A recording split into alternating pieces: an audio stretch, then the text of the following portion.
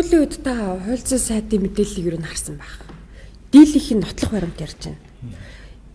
Тухайлах юм бол тоо баримттай. За төмөр замын иргэд ирэхэд одоо Женко Батулга оролцоотой автокрэнийг байгуулагдсан ч гэдэг юм голомтын баясгалантай гэдэг. За нөгөө талаар бас одоо ингэж бадамжуудтай холбоотой 6 орчим сая доллар, тэрний 5 орчим сая доллар нь Женко Батулгатай ч гэдэг юм.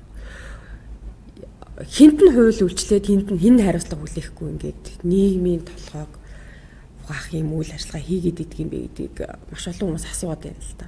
Одоо яг хариуцлагын тогтолцоо айл талд нь үйлчлэх хэрэгтэй. Сая бид нар Мөнх Эрдэнэ гэдэг хүн дээр ямар хурдан шүүхэн тэгэхээр хуулийн хэлтийн байгууллага ял өгч хариуцлага тооцдгийг харлаа шүү дээ тий. Тэгээ ер нь бол бид нар яг л энэ цаг үед амьдарч байгаа яг аль алдлынх нь харьцуулах бүрэн боломж бидний энэ нийгмийн сүлжээний ач энэ хэвлэл мэдээллийн ачаар ил тод харагдаж байна тийм ээ. Тэгэхээр одоо тодорхой хэмжээнд нийгмийн дэмжлэгийг аваад нийгмийн бухимдлыг тайлж өгөөд нийгмийг төлөөлөх гэж оролдоод хашгирч сэрхий тэрний Мөнх Эрдэнэгээ залуу шоронд ороход мөнгөн дүнгийн хэмжээ нь хохирлын хэмжээ ярих юм бол энэ нөгөө манай авилгалын эргүүдийн хажууд бол тусал. Энэ туслын хэмжээний хэрэг дээр л хууль бол хин нэгнийг ялгуурлах ёсгүй. Зөв. Ингээд Мөнх Эрдэнэгээ явуулчлаа. За одоо Нямбатар сайдын хэлж байгаагаар хууль ялгуургүйгээр Мөнх Эрдэнэгээ явуулсан бол яагаад тэрнээс 1000 дахин том улс орныг тонж дээрэмдэж улс орны боломжийг хулгайлж хамгийн өндөр эрх мэдэлд очиод ард түмнийг хуурсан тэр Женко ерөнхийлөгч нарыг авч хилцэж яаралтай хуулийн яг эрхтэгч байдлыг үзүүлэхгүй байна. Энийг тэр Нямбатар сайд ярьж илээ. Тэрэн дээр бол одоо үнэхээр би эргэн үнийхээ хувьд бол үнэхээр дэмжиж байна. Ярьж байгаад нь үнэхээр баярлж байна. Тэгээ одоо энэ ярьж байгаагаа ажил хэрэгэл болгох хэрэгтэй. Энийг эсэргүүцэж байгаа. Энийг үгүйсгэж байгаа шүүгч нарыг ил тод зарлах хэрэгтэй байна. Нийгэмд энэний талд үйлчилж байгаа мөрдөгч энийг хамгаалж хаацаалж байгаа прокуроруудыг ил тод зарлах хэрэгтэй байна. Бид нар нэг юмыг жохон оюун ухаанд хүн шүүдээ бий гэж бодоод нэг жохон толгоогоо ажилуулад нэг жохон хэвлэл мэдээллийн мэдээнүүдийг уншихад л бид нар энэ Монголын маф гэдэг юмнууд их тийм энгийн бүгд л ингээл ил тод харагдаж байгаа шүү дээ. Бид нар энэ чэнийх нарийн технологи бол байхгүй. Маш бүдүүлэг, маш шунхай, маш тэнэг ийм л бид нар хүмүүс манай энэ нийгмийг маф болгоод өөрсдөө баяжаад нийгэм өөрөө юм ядуу дорой буруу болж байгаа. Нэс тэр маф гэдэг тэр улсууд бол нэг мундаг гоц ухаантай, айхтар мундаг эднэр тийм хөдөл мөрчтнэр тийм улсууд биш. Үнэхээр тэр бол бараг чамаг нүдэн анжаага гэж хагаад сүнхрүүчин гараа хийгээд хитвчиж авч байгаатай адилхан ийм л хулгай хийдэг бүдүүлэг улсууд. Тийм оюун ухаан ажиллаад мундаг одоо томьёо зохиогоол мундаг тэгж кино мэнээр гардаг шиг ингэж маф зав болоод мөнгө сүнх хийгээд байгаа улсууд биш.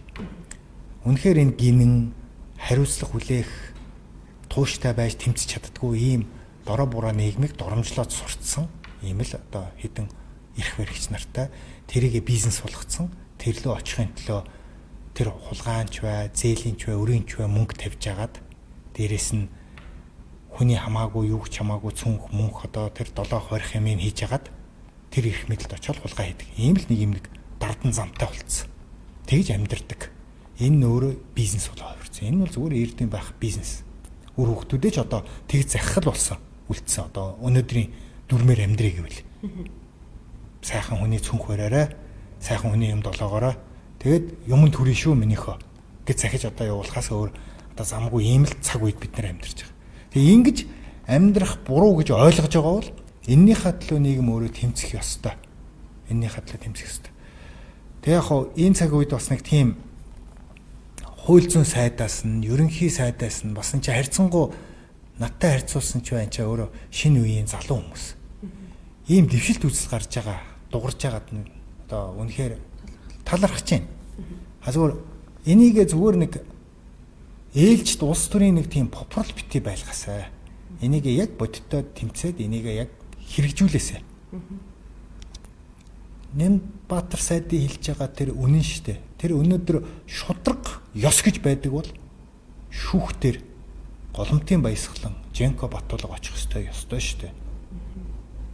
Энд чинь дэлхийн улс орнуудын дэлхийн улс орны тарифаас 4-5 дахин өндөр үнээр тэгээд ашиглалтгүй. Тэгэхээр дээрээс нь хятад руу нүүрс зөөх гэжж өргөн төмөр зам, дээрээс нь хятадын төмөр замтай нийлхээгүйгээр зайн өндөрлөх тавиачаад хайцсан чинь Монгол улсын энэ асар их мөнгийг, ийм ядуу улсын мөнгийг зүгээр жорлон тэгээ урсгачихжээ шүү дээ. Тэгээд төмөр зам барьсан гэдэг. Энэ төмөр зам өнөөдөр 1 тонн ачаач зөөгөө байх шүү дээ. Ийм хэрэггүй төмөр замаар яах вэ? Энэ ямар их үнээр бослоо.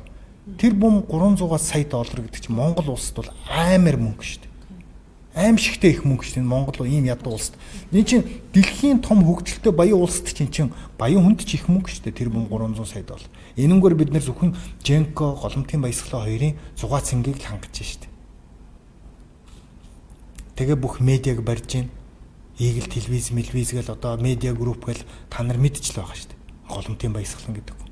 Тэгээ энэ медиа салбар нь хүртэл ингээд хуваагдаад амьдралын эрхээр гэдэг юм уу янз бүрийн байдлаар ингээд гарт нь орцсон. Нийгмийн худлаа мэдээлэл тархийг угаагаал. Тэгээд ийм троллуудаар өөрсдийгөө магтуулаад агуу их орон аврагч гэл энийг ярьсан шүүмжилсэн үнийг чи юм уу хийн. Чи юм уу бол хулгайч гэ танихгүй юм байж ингээд дүгнээл нөгөө троллуудаараа ийм мунхаг нийгмийг ингэж хулгайлаад ингэж дороотуулаад ийм ядуу утаатай болгохоос өөр ийм өөдгөө улсуудад зам байхгүй л да. Энэ бид нэр өөрсдөө хөрсийг бэлтэж өгч ингэж одоо энэ улсуудыг буруу өөгшүүлээд.